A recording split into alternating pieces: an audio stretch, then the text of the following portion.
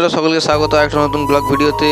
তো বন্ধুরা আজকে আমরা কোথায় যাচ্ছি? আজকে আমরা যাব হচ্ছে দীঘার জগন্নাথ মন্দির দর্শন করতে, আর সাথে সাথে তোমাদেরকেও দর্শন করাবো দীঘার জগন্নাথ মন্দির। তো প্রথমেই আমরা টোটো করে চলে এসেছিলাম জগন্নাথ মন্দিরের সামনে, আর জগন্নাথ মন্দির দেখার জন্য কত দর্শনার্থী দেখতে পাচ্ছ এখানে যেতে চলেছে। আর তারপর আস্তে আস্তে আমরা টোটো থেকে নেমে পড়ি জগন্নাথের মেন যে গেটের সামনে। যেহেতু মন্দির বন্ধ ছিল, এখন 3টে বাজনি, তাই সকলে লাইন দিয়েছে, আর আমরা দিকে যাচ্ছিলাম একটু ভিডিও শ্যুট করতে। ভিডিও ফটো শ্যুট করে তারপর আমরা মন্দিরের 3টে বাজার সাথে সাথে ঢুকবো। আর এখানে দেখো সেই জগন্নাথ ধাম লেখা আছে কত সুন্দরভাবে। যখন উদ্বোধন হচ্ছিলো এগুলো সব আমি ফোন এবং টিভিতে দেখেছিলাম, কিন্তু এখন আমি সামনাসামনি এসে দেখবো। আর এই যে চৈতন্য গেটটা এখনো হচ্ছে, এটা এখনো কমপ্লিট হয়নি, এটা কমপ্লিট হয়ে গেলে তারপরেই এখানে চালু হয়ে যাবে। আর এখন 3টে প্রায় বেজেই গেছে, আর আমরা লাইনেও চলে এসেছি। তারপরে আস্তে আস্তে আমরা মন্দিরে ঢুকবো। আর মন্দিরে ঢোকার জন্য এখানে অবশ্যই তোমরা খালি পায়ে আসতে হবে এখানে, আর শুধুমাত্র ফোন ছোটোখাটো ব্যাগ থাকলেও এখানে আটকে দিচ্ছে। এই প্রথমে একটা মন্দির যেখানে ক্যামেরা নিয়ে প্রবেশ করা অনুমতি আছে, অন্য কোনো মন্দিরে প্রায় প্রবেশ করার অনুমতি নেই। তারপর মন্দিরের ভিতরে আমরা আস্তে আস্তে প্রবেশ করতে থাকলাম, আর সুন্দর দৃশ্যগুলো দেখতে থাকলাম, এবং তোমাদের সামনেও কিছু দৃশ্য তুলে ধরার চেষ্টা করলাম।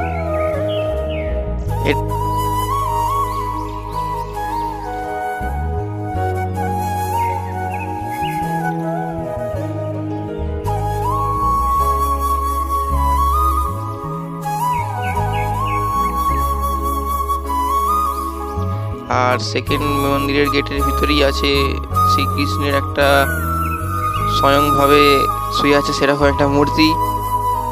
আর বাইরে সেদিনে প্রচণ্ড রোদ ছিল। আর এটা হচ্ছে আমাদের সেই সেকেন্ড গেট, আর সেকেন্ড গেটের ভিতরে এখন আমরা প্রবেশ করছি আস্তে আস্তে। দেখতে পাচ্ছেন এখানে স্বয়ং কৃষ্ণ শুয়ে আছেন।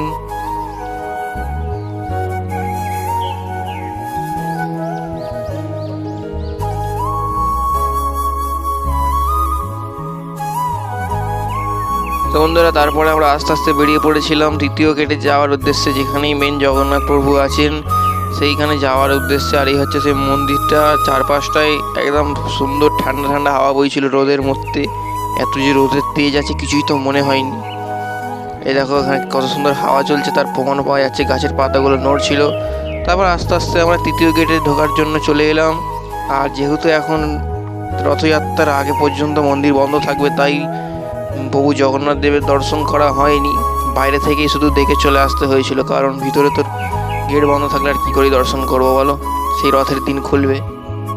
তো ভিতরটা এলাম, বেশ ভালোই লাগছিলো। এগুলো সবই আমি দেখেছিলাম ফোনেতে, আর সামনাসামনি দেখার পর খুবই ভালো লাগছে।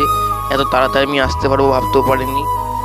তারপর ভিতরে এসে আস্তে আস্তে দেখলাম ওই সামনে যে গেটটা দেখতে পাচ্ছি ওটাই হচ্ছে প্রভু জগন্নাথের মেন দ্বার। আর সামনে পুরো একদম ভিড় ভাট্টা হয়ে আছে, তাই একটু এগিয়ে যেতে হলো সামনের দিকে। এখানে গিয়ে সামনে থেকে দেখে চলে আসতে হলো, মনটা খারাপ লাগছিল, কিন্তু কি আর করা যাবে বন্ধ থাকলে। তারপর মন্দিরের পিছন দিকে চলে এলাম। মন্দিরের পিছন দিক দিয়ে বের করা হচ্ছিল সবাইকে। আস্তে আস্তে মন্দিরের পিছন দিকে চলে এলাম, এদিকে ছবি টবি তুলে তারপর আমরা আবার গেছিলাম মেন যে পিছন দিকে রাস্তা সেদিকে। তার আগে যাওয়ার উদ্দেশ্যে একটু মন্দিরটা ভালো করে দেখে নিলাম। আর একদম মন্দিরের শেষ প্রান্তে এখানে দেওয়া হচ্ছিল প্রসাদ, 2টো করে নকুলদানা, 2টো করে ফুল। যেহেতু মন্দির বন্ধ, তাই পুজো দেওয়ার কোনো রকম সামগ্রী এখানে পাওয়া যাচ্ছে না, নাহলে ভিতরে সামগ্রী থাকে পুজো দেওয়ার জন্য।